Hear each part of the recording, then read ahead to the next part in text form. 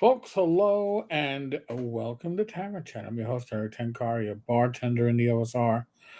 So I was thinking earlier today, by the way, I am now fully recovered from my excessive driving over the weekend. WizardCon was great. We'll probably do a bit of a wrap up tomorrow night or Thursday night on the live, depending on when you see this. That'd be 8 o'clock Thursday night, the 30th. No, 31st. Still 31st. May 1st.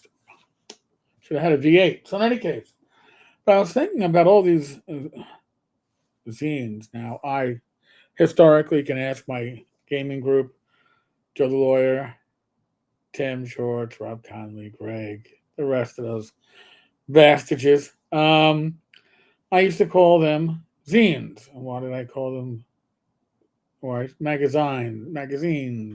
I used to call them zines because they are spelled like vine, but with a Z.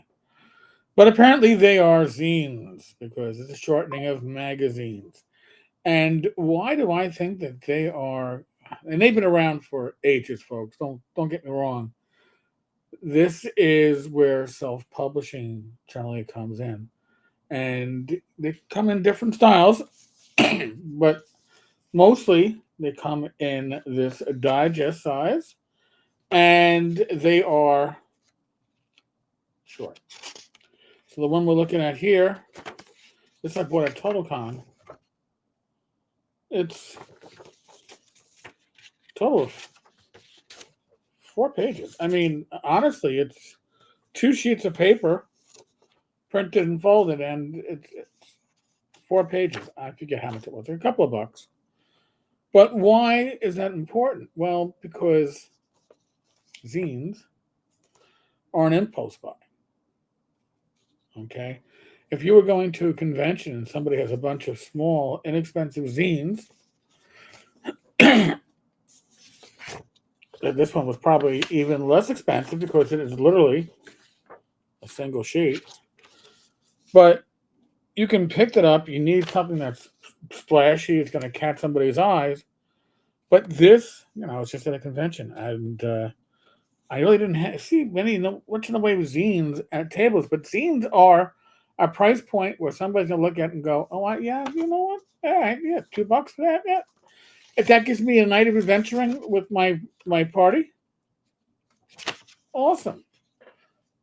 Zines can be bigger or smaller. They can also, now look at this. We're looking at this, and it's like, wow, that's digest size. Well, actually, it's a fold out. This one's by Phil Reed. It was one of his Kickstarters.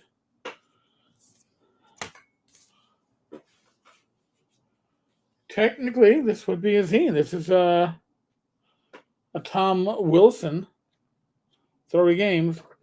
And again, all right, this one is 22 pages. 22 pages.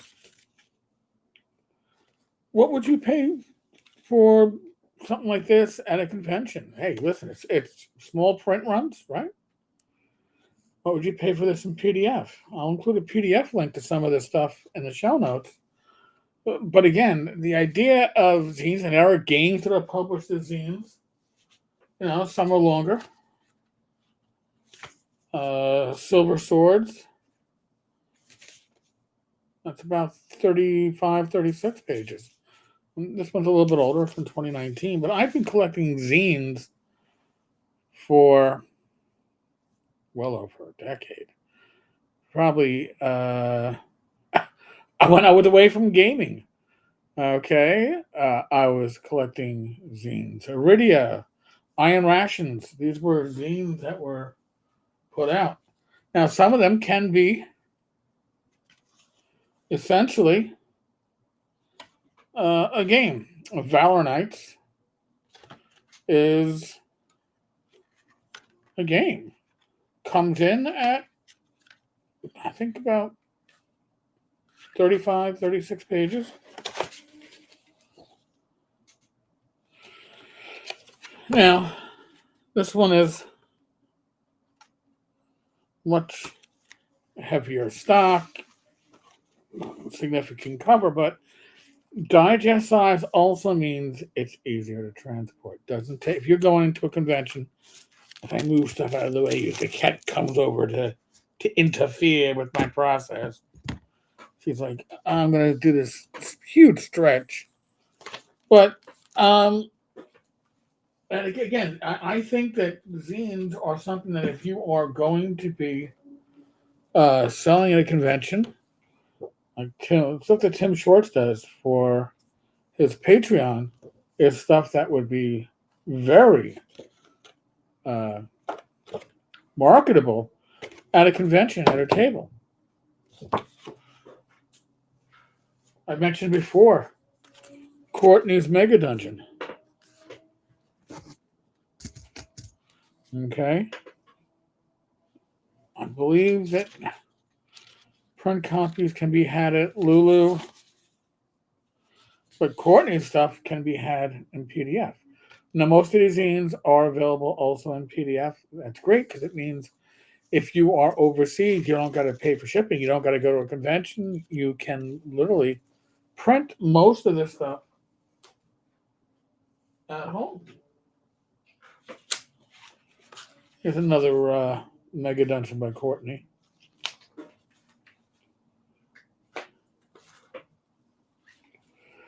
Now, going back to Tim Schwartz, what he does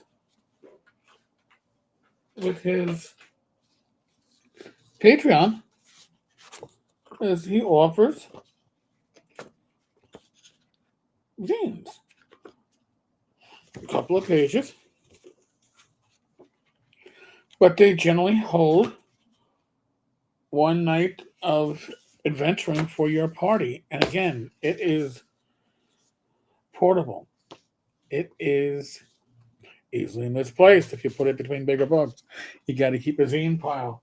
I've been trying to keep a zine pile because it allows me to retain my sanity. Here's another one from Throwy Games. This one's for Gamma World or similar. Zines also, again, are an impulse price point. Some of them are cheaper than others. I'm not sure how much this was from Tom. I'm going to get up. Well, let's say I was going to guess $15. $15. This was a North Texas exclusive when he published it. Something else that happens often. A lot of this stuff is only available at conventions. They become collectibles.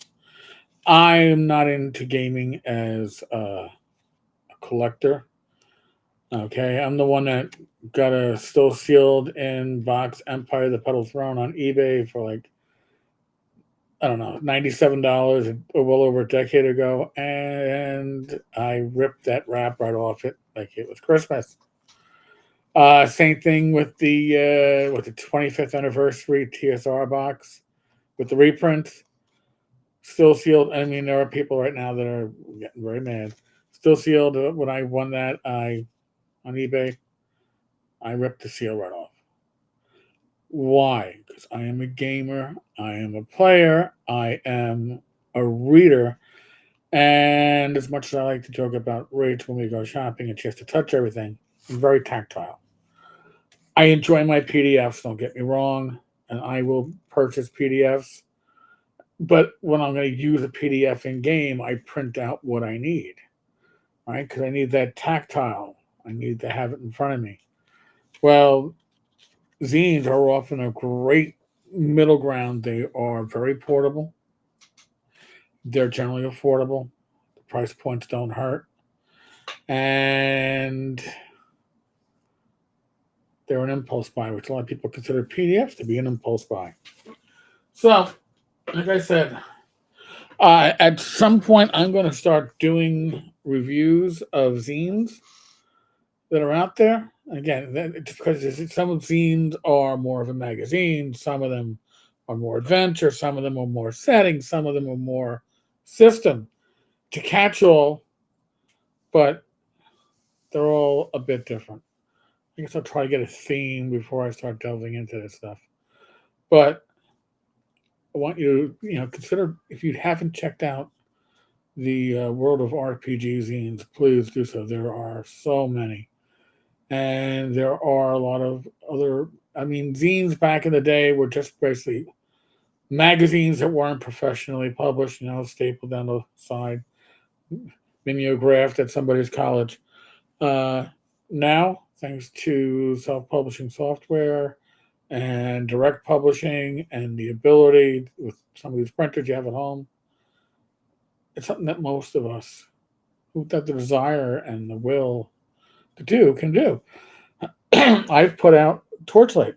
We had issue 0 and issue 1. Jeff Jones did the layout in both of them. And Jeff actually did a limited print run of Torchlight #1. If you've got any copies, I have one. Potentially could be valuable at some point because the number of print copies is very rare. So, folks, tomorrow night there will be a live stream on this channel, or tonight, depending on when you're seeing this.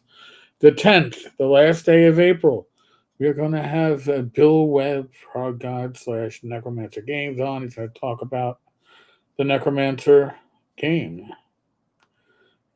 Bill is putting out an old school RPG, and we're going to get a chance to talk to him about it. So, that's Wednesday night, April 30th, 8 p.m. Hope to see you there. Otherwise, be safe, be well, God bless. Roll those dice, roll them well. I'll catch you all later. God bless. Be good.